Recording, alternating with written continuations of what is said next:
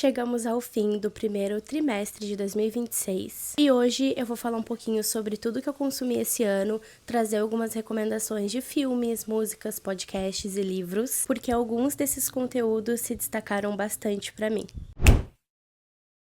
Oi, eu sou a Helena, eu sou técnica em cinema e audiovisual e aqui no canal eu falo sobre filmes, música, livros, cultura pop e tudo que vier na minha cabeça. Eu vou começar essa lista, obviamente, pelos filmes. Até agora, esse ano, eu assisti 50 filmes, se não me engano, e é bastante coisa pra fazer em um único vídeo, mas também é pouco pelo que eu achei que eu teria assistido até agora. Eu separei os 3 melhores e os 3 piores pra comentar hoje com vocês. A Pior Pessoa do Mundo, que conta a história da Julie, e ele é um filme que mostra a vida acontecendo, sabe? Ele é esse conceito de um filme um pouco menos agitado, que mostra o cotidiano da personagem, mas ele também retrata muito bem a crise dos 20 e os relacionamentos, né, da personagem. Ele é um filme que fala sobre propósito de vida, mas ele não é aquela coisa tipo coaching, autoajuda, não deixa uma coisa muito explícita ou clichê. Na verdade, a gente acompanha a Julie fazendo merda, acertando também. Ele é dividido em capítulos desde a faculdade até a vida adulta dela. Então, assim, ele tem um início, um meio e um fim, mas aquele fim é meio que só uma parte do capítulo da vida toda dela. Então, ele é muito interessante, vale muito a pena assistir. Próximo é Gia, e ele é uma biografia que, pelas minhas pesquisas, se assemelha bastante à realidade da modelo Gia Carangi. Eu não sei se eu tô pronunciando o nome dela certo. E assim, eu sabia que ele não ia ser um filme leve, porque eu já tinha visto o spoiler dele em vários lugares. E eu fui assistir principalmente pensando, oh meu Deus, Angelina Jolie beijando uma loira bonita. Mas eu saí extremamente traumatizada. Ele mostra o fim da personagem, que no caso foi uma pessoa real de uma forma bem trágica. É um relato, é meio que um tributo, né? Ele mostra a vida dela ali durante a fama, como ela começou a carreira, mas ele é principalmente relatos de pessoas pós-vida dela, da mãe dela, da Linda, que é a ex-namorada dela, e de pessoas que trabalharam com ela, e são todos interpretados por atores, né, não é nada real, mas o formato é como se fosse um documentário. E assim, ela era uma pessoa muito difícil de lidar, o relacionamento dela e da Linda era muito abusivo, muito problemático, mas ele é um filme que eu recomendo muito, porque é aquela coisa, quando a gente quer pesar o clima, sabe? Quando a gente tá assistindo o filme pra sair de lá acabado emocionalmente, ele é ótimo. E por último, assim, falando de filmes bons mesmo, eu preciso falar de Eternity, da Elizabeth Olsen, da minha queridíssima. E esse filme é lindo, lindo, lindo, lindo. Ele tem um toque de comédia. A maior parte dele é uma comédia romântica, assim, engraçadinha, mas ele também traz muita reflexão sobre a vida e sobre relacionamentos, escolhas de vida. Ele retrata também a vida pós-morte, né? Essa idealização que a gente tem do céu e inferno e paraíso. Ele tem um final muito bonito e a fotografia desse filme é espetacular. Assim, vale a pena assistir umas 2 vezes e primeiro prestar atenção na história, nos diálogos, no filme em si e depois assistir só pela fotografia e ficar observando as cores, os cenários. Nossa, ele é muito bem construído em tudo. 3 piores filmes, não por ordem de piores, porque eu acho que os 3 aqui são o limbo, foram os piores filmes que eu assisti esse ano até agora. Eu até não vou dizer que são os 3 piores do ano, definitivamente, até porque eles são filmes do ano passado que eu assisti esse ano. E muita coisa vai lançar esse ano ainda que pode me surpreender tanto positivamente quanto negativamente, né? Tem alguns filmes que eu tô com uma certa expectativa, e se eles me frustrarem, vai ser difícil de lidar com essa frustração. Mas os 3 piores definitivamente são Uma Batalha Após a Outra, Frankenstein e Marte Supreme. Todos eles têm vídeo aqui no canal falando sobre, então eu não vou trazer de novo um resumo, né, do filme em si, porque eu não quero passar por isso. Então se vocês quiserem saber de tudo que eu achei completamente desse filme, vídeo falando só sobre esse filme, tem dos 3 aqui no canal.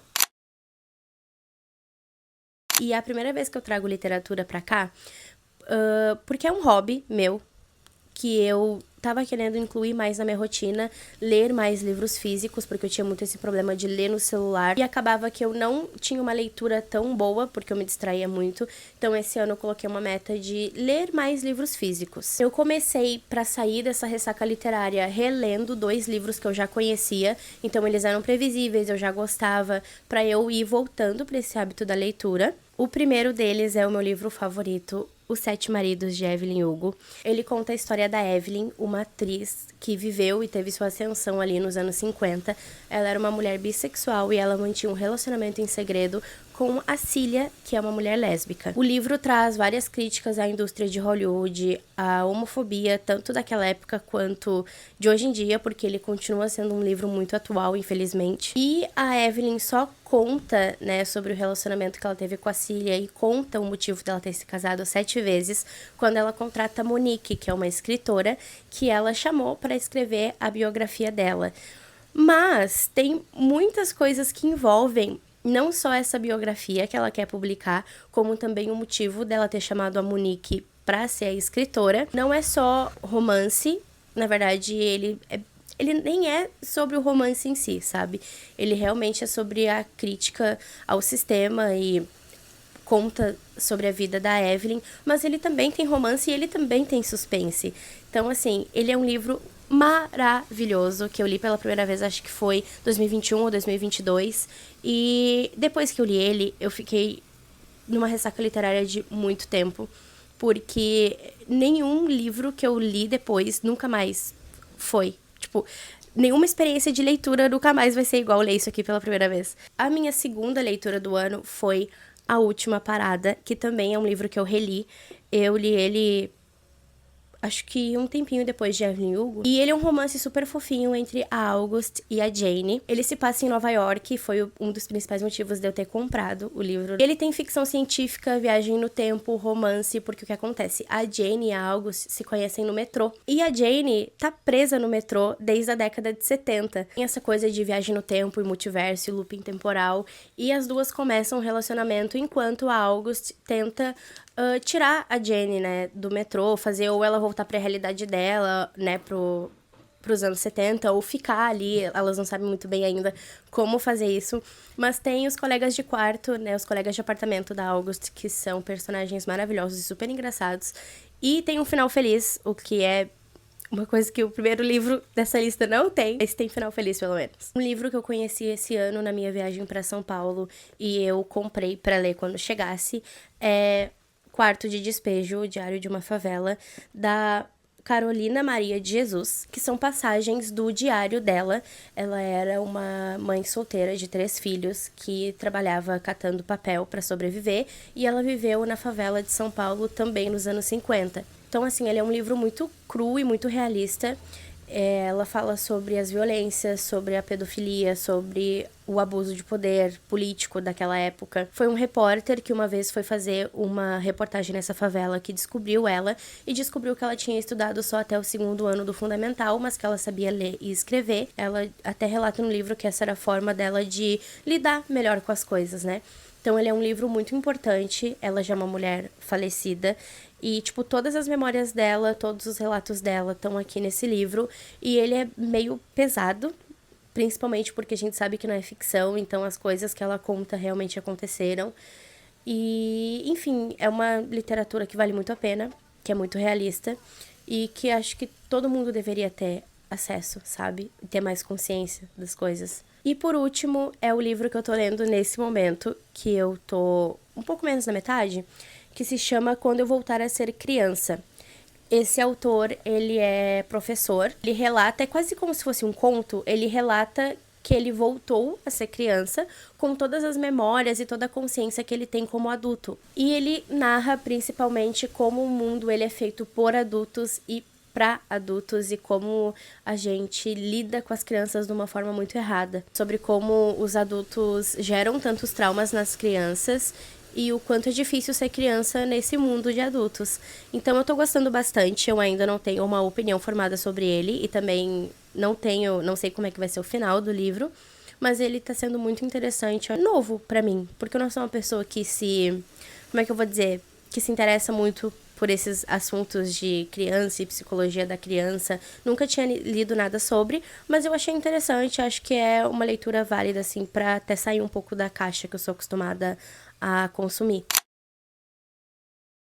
Sobre músicas e podcasts. Eu ouço sempre as mesmas artistas, eu tenho um gosto muito específico de pop, e eu sempre ouço as mesmas artistas. Mas do ano passado pra cá, e se intensificou muito agora no início do ano, eu tô extremamente viciada na trilha sonora de Hamilton, que é um musical da Broadway, que também é filme, e assim, é maravilhoso. Eu assisti 2 vezes e eu sou completamente apaixonada por esse musical. Aprendi a cantar rap em inglês por causa dessa trilha sonora. E também eu tô ouvindo muito as músicas da Lorde.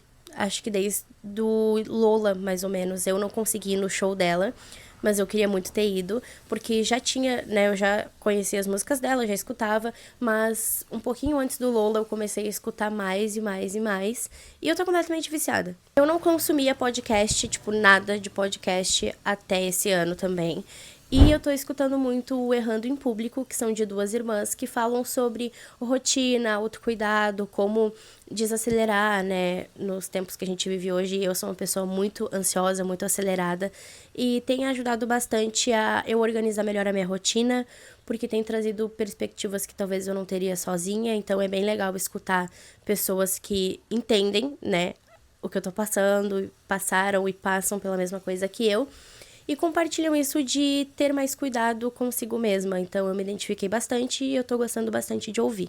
E eu tô ouvindo um podcast em inglês, o Anti-Brain Rot, que é de uma alemã, mas ele é todo em inglês. Ela fala sobre como a gente não pode deixar as redes sociais derreterem o nosso cérebro. A criadora do podcast começou com um quadro no TikTok trazendo fatos psicológicos, curiosidades, assuntos realmente interessantes e complexos para que as pessoas parem para assistir. E aí disso se tornou um podcast mais completo, com episódios mais longos.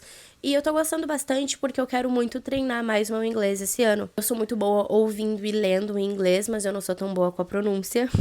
Percebe-se, eu acho. Quero treinar mais isso de ouvir e pronunciar, então ouvir o podcast dela, assistir os vídeos dela ali com áudio e legenda tem sido muito bom, porque daí eu consigo associar, né, a leitura com o ouvir, e aí eu consigo repetir. E o mais legal é eu escutar e conseguir entender tudo, e perceber que eu tô conseguindo entender tudo que ela fala. Então fica aqui a indicação para quem tá procurando filmes, livros, podcasts para consumir mais esse ano. E é isso, um beijo e até o próximo vídeo!